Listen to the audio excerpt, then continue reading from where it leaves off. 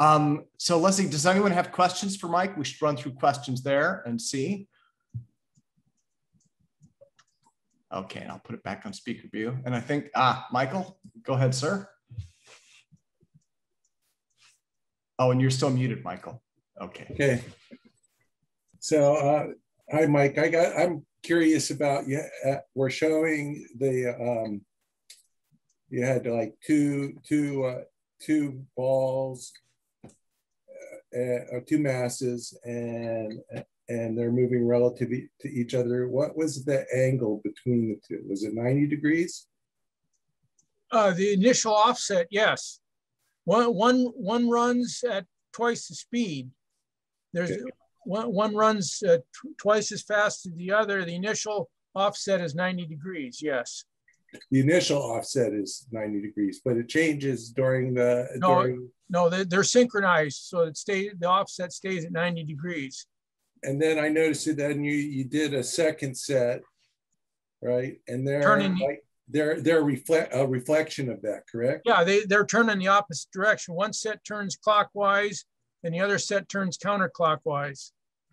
Okay, well, I'm just speculating, but when I was doing my research on Verbelli magnetism, what I found is that the gravitational field is actually not at 90 degrees, it's at 45 degrees relative to the electromagnetic field. And so I'm just curious what would happen if you made that distance 45 degrees and then did it both ways, if you could cancel out that vibration when you're in the x-axis direction. Yeah, well, the offset between the two sets is 180 degrees. That's the pi minus pi. And that's the equations that I ran there. It shows the x-axis is fairly well canceled. So this would be pi over 4 instead of pi over 2, that's all. Yeah, that's 90 degrees is... The 45 degrees. Yeah, well, 45 would be half of that again. Oh, so what's that? Pi over 8. It's a lot smaller, so it's just a suggestion. I don't know if it make any difference, but it just seemed kind of odd to me that gravitational field would be different from the 90 degree. I think it has to do with stoichiometry. Like the best crystal you can use is a tetrahedral, like a diamond, for example. Okay, thank you. Okay. Thanks, Michael. Okay, let me go to Will. He has his hand up. Sir?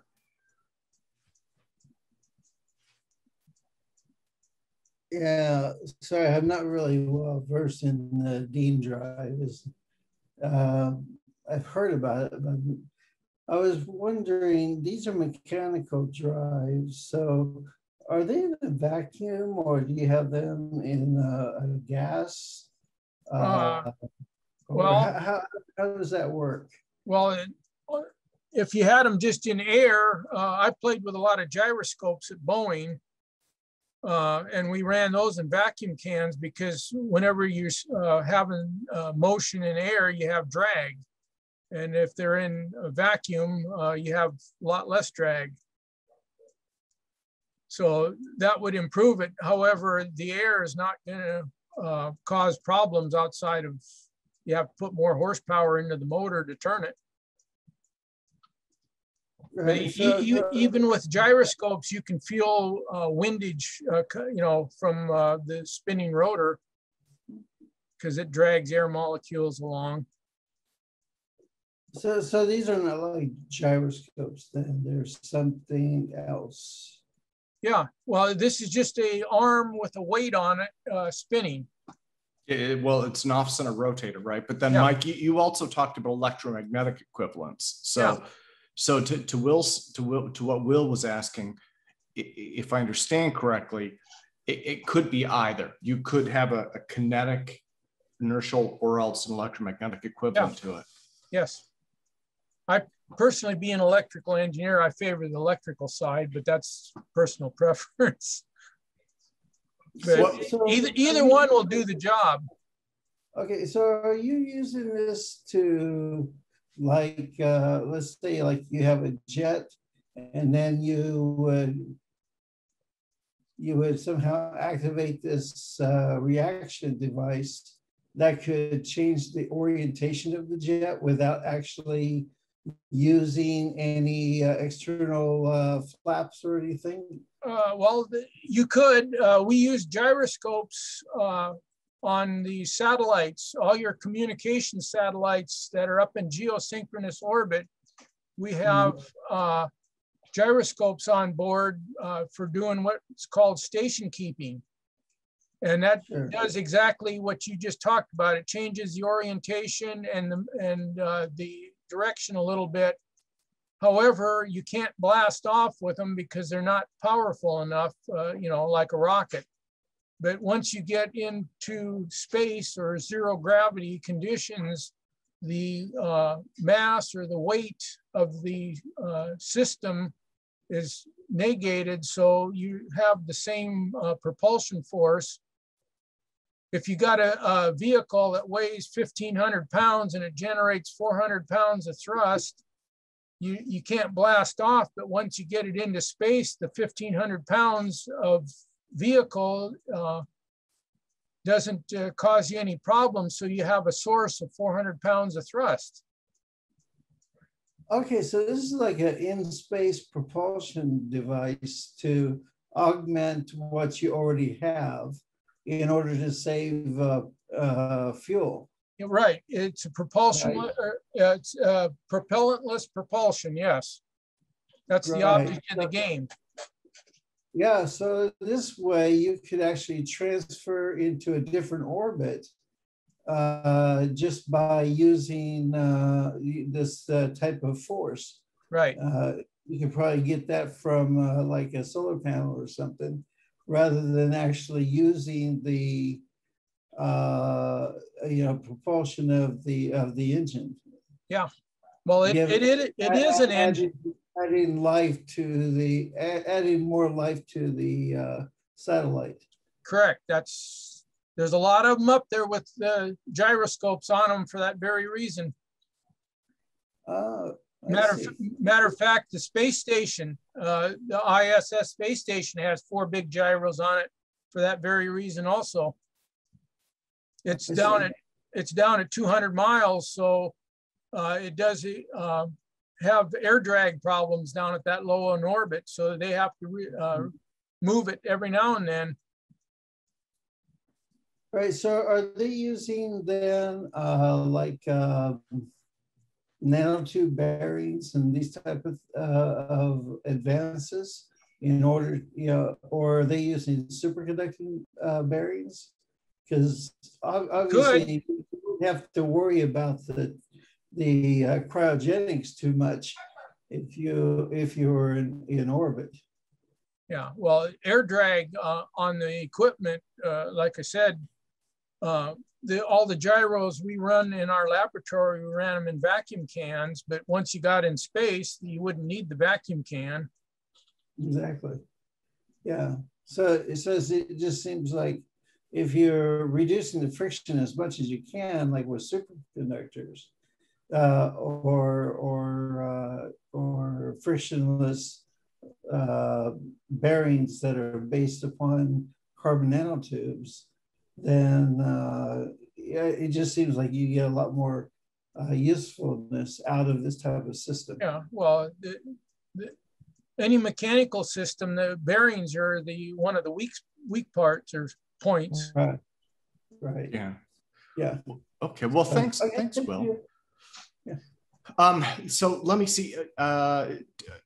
Actually, I can ask for Todd. I'm not sure if he's still on or not, but Todd Desiato was asking what software you were using, Mike, for the. I run MATLAB. So yeah, Rob Chambers suggested that too. Yeah. And then Eric Hermanson had some questions. Eric, do you want to jump in with your questions? He had some comments on this is how a gyroscope works. Yeah, you know, I was looking at the. Hi, Mike.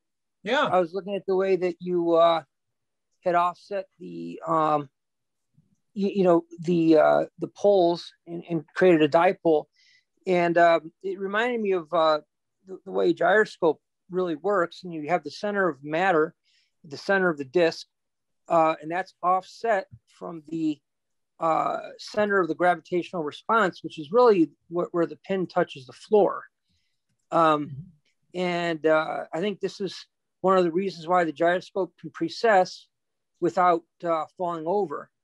But I was going to ask you, what kind of specific thrust are you getting with this system in terms of the the newtons of force, accelerative force over the power it you put in?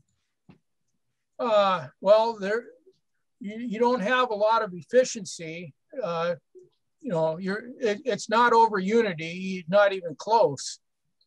The main feature is that you don't have to have propellant to generate a force. And all your big satellites, the geosync satellites out there, all have them for what's called station keeping, because they're moving around and they're, I guess you'd say, relative positions to keep them from banging into each other, unless you're doing it intentionally, which I guess some people do. No, I understand all that. But what specific thrust do you get out of this? Newtons per watt. That one I don't have a number. I haven't. I have a tabletop model that I will be demonstrating down on the Tesla Tech conference here this about a couple of months out. The numbers are not that good. Like I said, I would say somewhere around 60% probably, is to answer your question with a rough number. 60% of what? 60% of the energy you put in the form of, say, electrical, you will get out as thrust. It's not that good. Okay. Well, I mean, it's not anything. It's not like 100%. Even a millinewton of, 100 millinewtons of thrust for 10 or 20 watts is a lot of thrust. I was wondering if that's the kind of thrust you're getting. Well, the big gyros put out tons of force. Our test article we ran in the lab was 400 pounds of thrust, but it weighed 1,500 pounds. Right. Okay. Thank you. Okay, well, thank you. Let me go to Jeremy Reese. He'd had questions about, let me see, experiments that have been done. And Mike, he was wondering if you had any, basically, if you had any YouTube videos, and then we should probably tell him a little bit about Kofi as well. Yeah, well, there are a couple of videos from Tom Balone. I sort of worked for him on the gyroscope, and I have the couple more papers I was talking about earlier. The next one I would like to present whenever is convenient it's a history of what we've done at Boeing with the gyroscopes, starting way back in the 60s. I came on board about the 90s, and it's just a pictorial. It's not very technical, but it has a lot of old photographs and how we done things at Boeing way back when. Yeah, well, we'd love to have you present. I mean, we can figure out whatever time works best. I think you were saying it no more than one per month, if I remember right. And you know what, I'm fine. I'm happy with whatever you're comfortable presenting at. Well, the reason I say that is I spend most of my time getting ready for the conference, the Tesla Tech conference. I have my lab bench is full of big capacitors and inductors right now because I'm doing resonant work for my Tesla pitch down there. And, well, and Mark Sokol is going to Tesla. Yeah, I seen his. He's down there also. I don't know when he's pitching. I pitched Saturday, according to Steve. Oh, okay. And then he's recruiting as well, so he's trying to get other folks to go down with him, right? He's been trying to get. Except I think I have family stuff coming up then, but I suspect we'll have quite a few people there this year. So I'm planning to go out and cover it. Actually, I want to stream it live. Oh, well, there's Jeremy. Jeremy, did you had more questions, right? YouTube questions or? Yeah, there's also a couple of TV guys that do recording down there too. And then they record it and they make CDs off, so you can get all the old pitches and stuff. You were asking about videos of the gyroscopes. Those would be, there's a couple of short clips, 15, 20 seconds clips of the gyroscopes moving on the videos of my presentations. I've been doing this for 4 or 5 years down there now. So, yeah. Oh, I'm sorry. Go ahead, Jeremy. Yeah, real quick. The questions were about if you have any other websites or any other where people can get more of your research and more stuff. No, I don't. Part of the reason was when I did this work, it was, as you see on the chart there, is under Boeing auspices, and that's not allowed. Just to get the pitch out the door was quite a bit of a problem. Like I said, we were almost accused of being spies. Yeah, that's crazy. Yeah, no, I have been doing, right now I have a little test model with 2 gyroscopes on it for Tom, Valone Integrity Research. I sort of work for him part-time. And we have a couple of videos, just short clips of that moving. For this year, I got to get a few more videos made. I want to run it on an Airtable. A lot of the complaints are that the wheels generate friction, which is what causes it to move, and it's not true inertial. But I want to run it on an air-bearing hockey puck table. I'm getting a base plate made that will run on an Airtable, so that'll remove the friction of the wheels. So it'll show the inertia. Yeah, that was a big question for a lot of my viewers too. Is does this work in the vacuum? Would this work out in space? You know, or is this... Well, it already is in space. I can guarantee you that. All the major satellites out there have this system on them. And they have for many, many years. Interesting. Yeah, I can't wait. Also, if you're going to be at Tesla Tech, I can't wait to meet up with you too there. And so they're looking forward to that. I've been going down to that place for many years now. I'm sorry. Let me go next to William Gregory, if that's okay. William, I just didn't ask you to unmute, and if you could turn your camera on, that'd be wonderful too.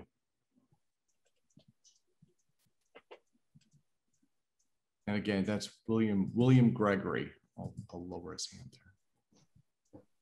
Oh, and it looks like he dropped. Okay, sorry about that. I turned the camera on, but got the wrong button. It could be.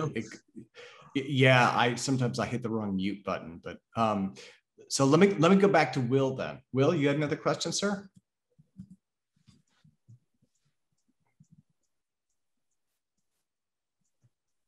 Oh, Will, you're still muted. Yeah. Okay, I found it. Yeah, sorry, I got 3 screens here, and it's the cursor's random. So actually, following up on what the other guy had said, what are the main materials that you're using to build this the mechanical part of your device? Because you said that the satellites had like this device was in the ton range. And I'm thinking that flywheels and these type of devices are typically now made of carbon fibers, maybe even carbon nanotubes by now. So, which are not really in the ton range.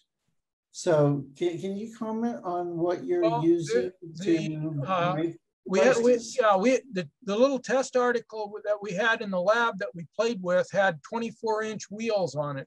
There's four gyro wheels, 24 inches in diameter, and they spun, I don't know, 10, 15,000 RPM.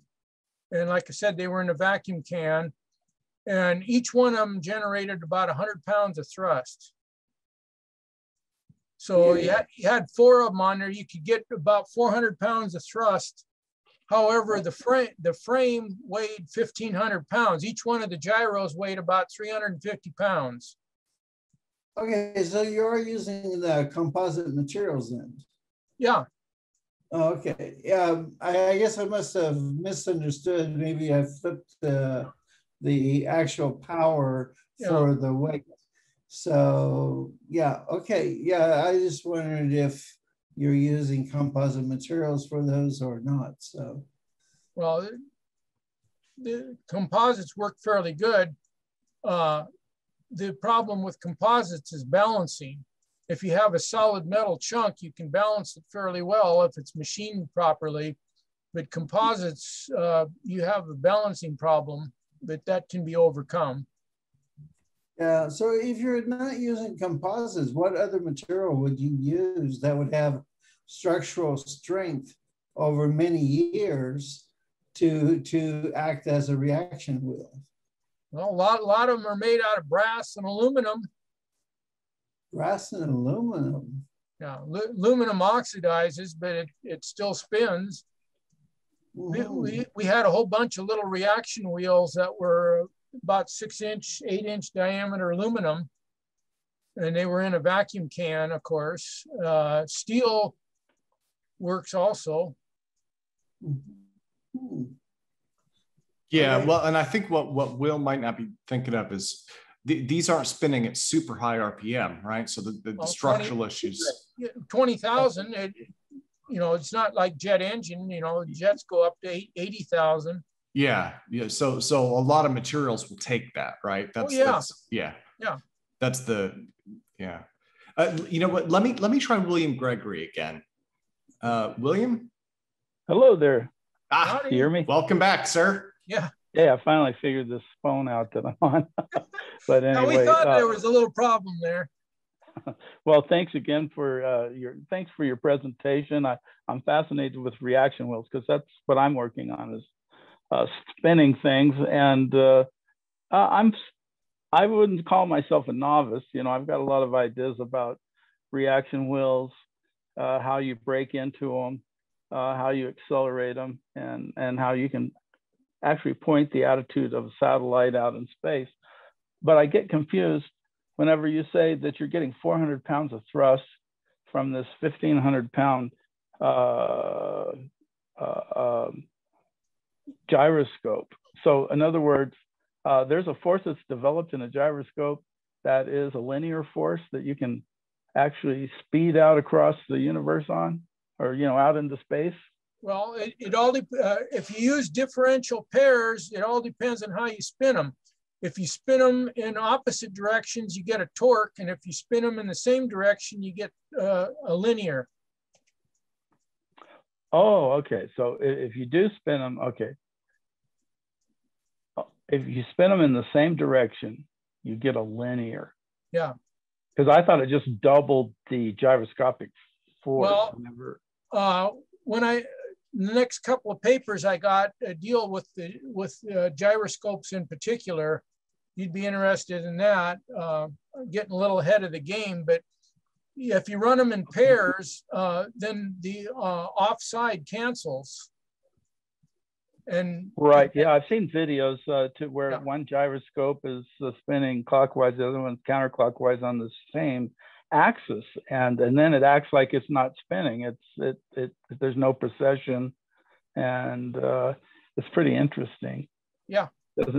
But you're saying that if you do that in space, then it develops a let me see if I got it right. Did you say a torque force? Yeah, one way will generate a twist, and the other way will generate a linear force. Okay, and you're saying the linear force is when they're both spinning the same direction, and you've got them pointed at a certain vectors towards each other? Yeah, correct. Oh, okay. Okay, that's great, man. I'm learning a lot from you guys. Well, thanks. Well, thank you, Mike.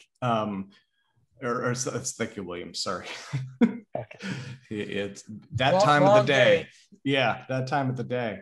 But yeah, it's exciting stuff though. So let me ask.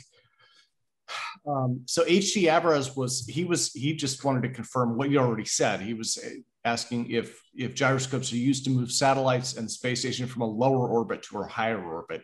It sounds like that's what you're saying. I think that's just not common knowledge. Well, they are not that powerful. They have a process called station keeping, which you twist around or move forward back just a little bit, and they work good for that. But to, like, say, change a 100-mile orbit, they would not work very good. On the space station, they have a little rocket pack they bolt to the thing. They used to use the shuttle. They just hook the shuttle up, fire up the engine when they had to do some drastic changing. But for small, what they call station keeping, the gyros work quite well.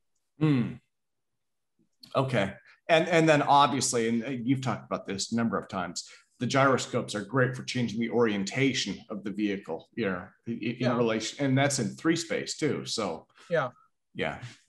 You get thrust if you spin them off, or torque if you go opposite. And if you spin them the same way, you get linear thrust. So you have a little forward and back movement or twisting. You can get both motions. Yeah, and then with something like that, and you could probably power those with solar power or RTG or whatever you need to. Yeah. So, okay. Well, yeah, we've got just about 3 minutes left. So I guess I should ask, if anybody else has questions. Does anybody else have anything they want to ask Mike? Or we'll give it kind of one more go here. And well, I think we're all set then, Mike. So again, let me put this back on gallery view, and let me see everyone. Let's give a giant hand for Mike Gamble. Thank you, sir. Another wonderful presentation, and it was good to build off the other one.